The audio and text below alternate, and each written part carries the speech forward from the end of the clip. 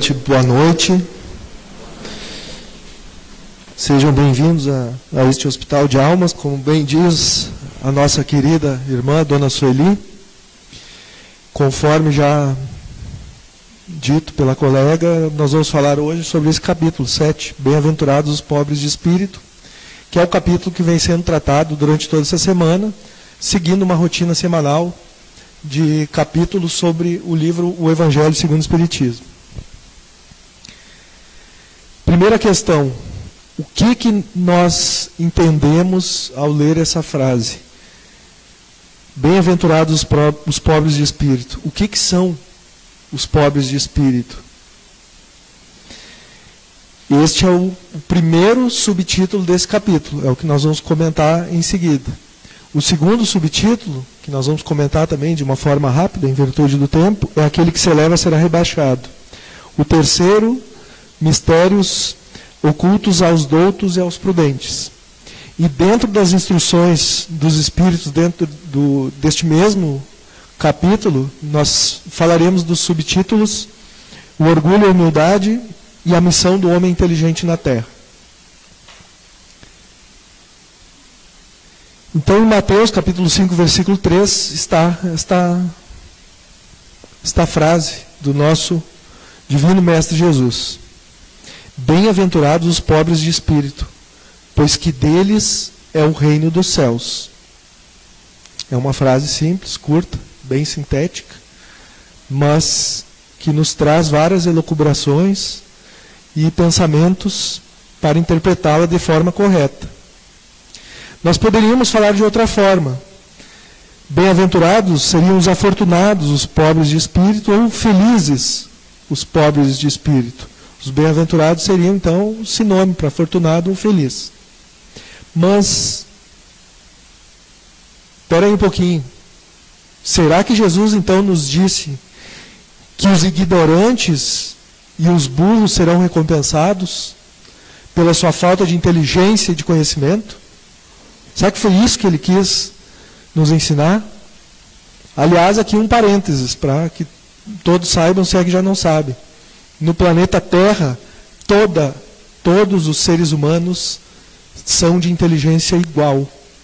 Não há diferença.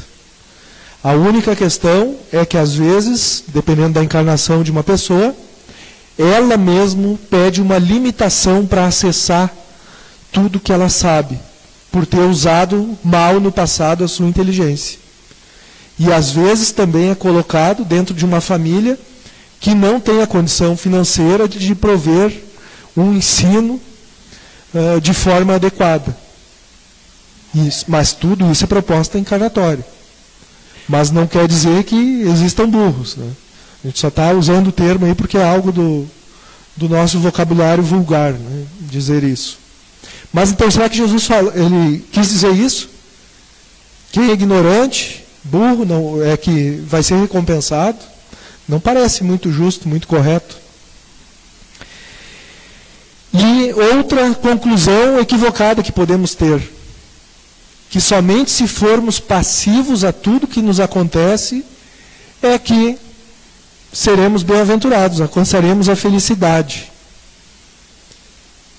Ou seja, seria o caso de quando algo ruim acontecer para nós não reagirmos de forma a melhorá-lo.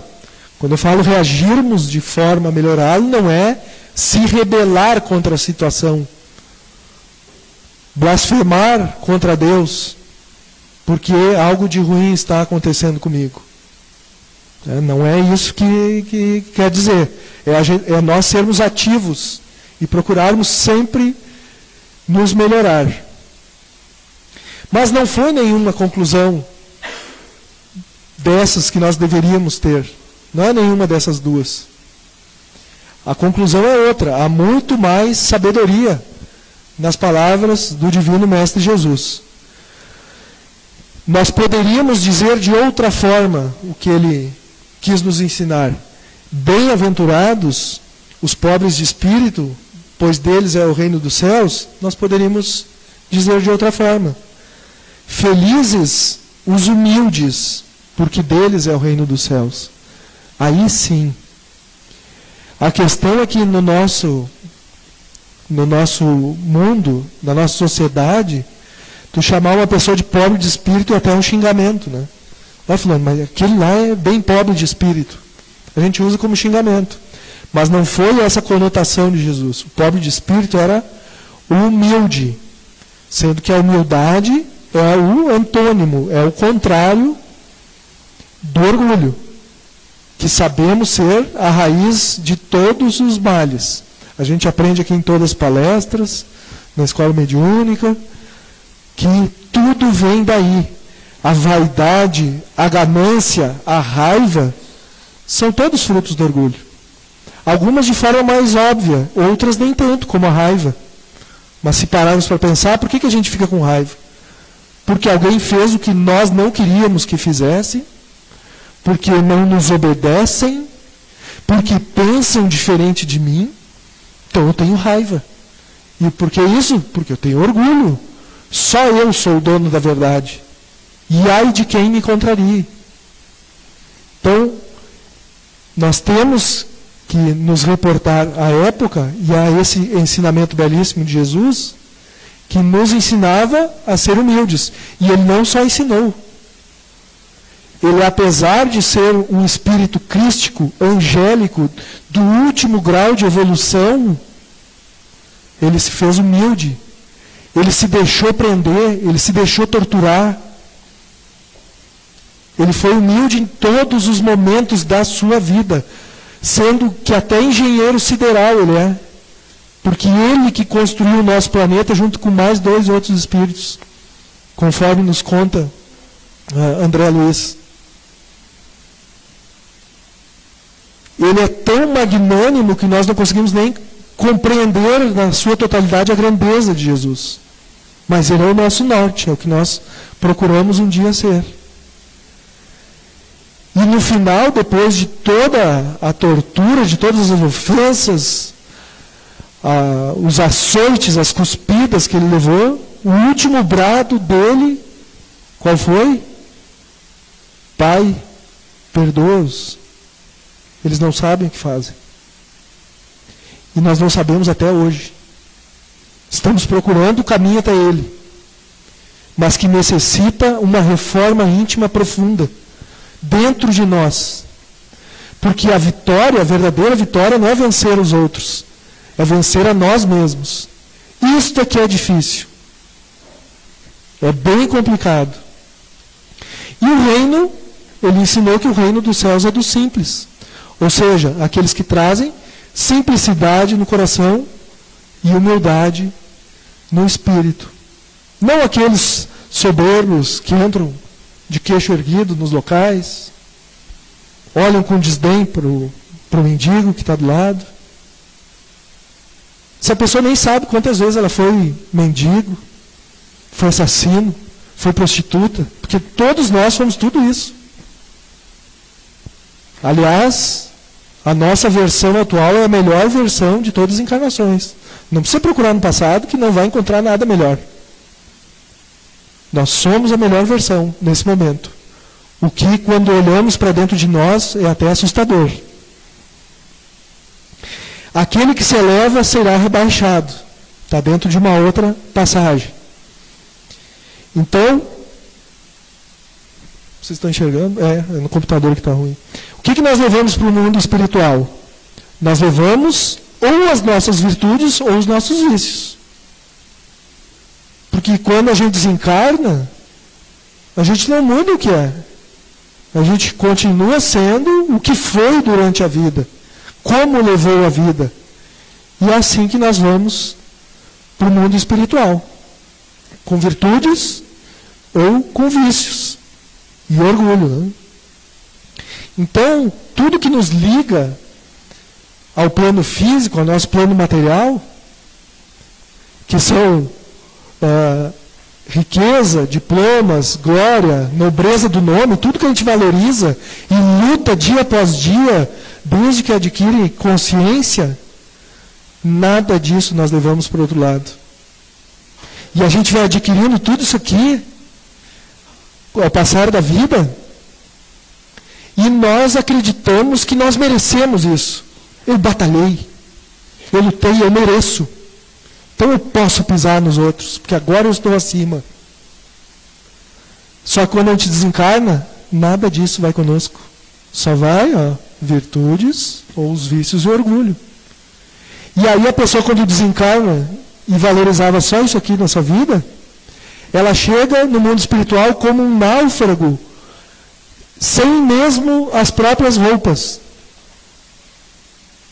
Nu, perdido, sem ninguém.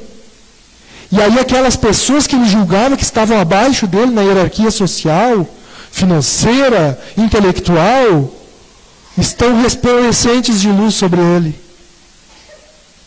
E o orgulho o faz sofrer mais ainda. Como aquele ali, ele era meu empregado, ele limpava o meu chão. Como que ele está acima de mim aqui? Porque moralmente ele estava acima. E aos olhos de Deus é só o que vale, nada disso vale para Deus. Só o que vale é a nossa moralidade, o trato que temos com o próximo. Porque Jesus avisou. As frases dele são belíssimas, são sintéticas, objetivas e não nos deixam dúvida. Fora da caridade não há salvação. Ponto final, não tem vírgula, não tem novo parágrafo. E se nós não absorvermos isso, não teremos salvação. O fazer o bem ao próximo é um bem para nós mesmos. Só que nós invertemos tudo isso na nossa vida material, nessa luta, nessa competição, de querer ser mais que os outros, todo dia. No subtítulo Mistérios Ocultos aos Doutos, que seriam os sábios, ou os prudentes, que são os criteriosos, tem essa passagem de Mateus. Graças te rendo, meu Pai, Senhor do céu e da terra, por haverdes ocultado estas coisas aos doutos e aos prudentes, e por as teres revelado aos simples e aos pequenos. Pensem bem, aqui na Casa Espírita a gente tem esse exemplo. 95% das pessoas que acorrem aqui vieram pela dor. Quem é belo, rico, tem acesso a tudo, todo o luxo do mundo, não vai querer vir para cá.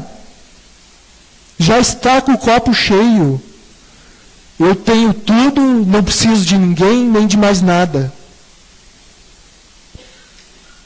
Seria jogar, como ele próprio falou, pérola aos porcos. Quem é que precisa ser humilde? Porque assim, a gente pensa o inverso. A dificuldade de vir no planeta não é vir pobre. A maior dificuldade é vir rico. Porque a gente se perde nos caminhos do que o mundo material nos oferece quando temos riqueza. E o pobre, ele tem que ser humilde desde o início da sua vida, porque ele precisa dos outros, ele precisa pedir um favor, ele precisa pedir um emprego, ele depende às vezes de outras pessoas em determinados momentos da vida, e ele precisa ser humilde. E isto é um ensinamento enorme, é um aprendizado muito grande. Então, por isso que Jesus escolheu como público-alvo, como a gente chama hoje, os pobres, os doentes, porque os outros já estavam cheios de si. Eles já se bastavam nas suas ilusões, porque este planeta é uma ilusão. O mundo real é o mundo espiritual. Esse aqui é um mundo construído como planeta escola, planeta hospício, planeta hospital, correcional. Nós estamos aqui com este objetivo. Somos doentes. Somos planeta classe 2 de 5. Recém saímos de mundo primitivo e estamos em provas e expiação.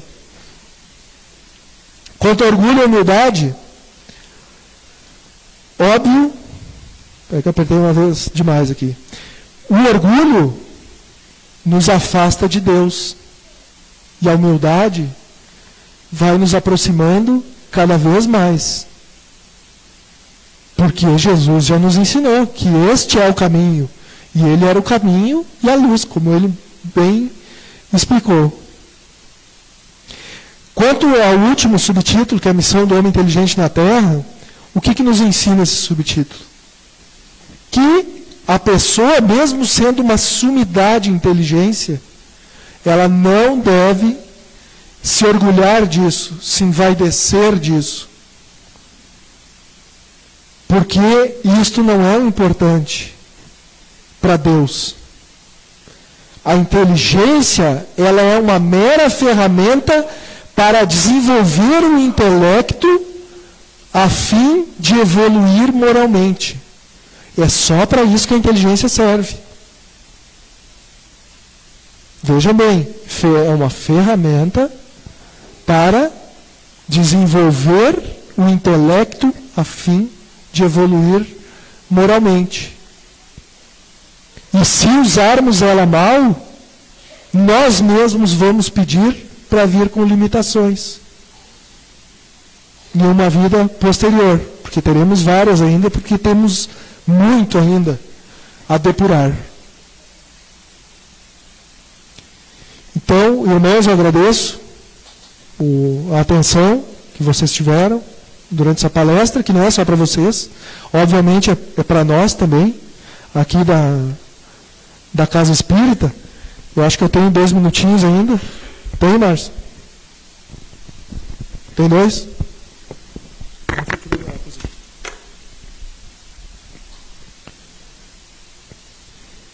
Eu quero ler uma prece que está no livro Domínios da Mediunidade, que foi ditado pelo Espírito André Luiz e psicografado por Chico Xavier. Tá? A prece, vocês vão notar, ela é um agradecimento dos médiuns que trabalham nas casas espíritas, dos espíritos que trabalham nas casas espíritas fazendo uso dos médiuns como instrumentos. Porque médium significa isso. Nós, médiuns aqui, trabalhadores, nós somos só um meio da espiritualidade agir. Então tem essa prece belíssima que eu vou ler para vocês nesse minuto final. Senhor Jesus, faze-nos dignos daqueles que espalham a verdade e o amor. Acrescenta os tesouros da sabedoria nas almas que se engrandecem no amparo aos semelhantes. Ajuda aos que se despreocupam de si mesmos, distribuindo em teu nome a esperança e a paz. Ensina-nos a honrar-te os discípulos fiéis com o respeito e o carinho que lhes devemos. Extirpa do campo de nossas almas a erva daninha da indisciplina e do orgulho, para que a simplicidade nos favoreça a renovação. Não nos deixes confiados à nossa própria cegueira, e guia-nos o passo, no rumo daqueles companheiros que se elevam humilhando-se, e que por serem nobres e grandes diante de ti não se sentem diminuídos em se fazendo pequeninos a fim de auxiliar-nos. Glorifica-os, Senhor, coroando-lhes a fronte com os teus lauréis de luz. Que assim seja.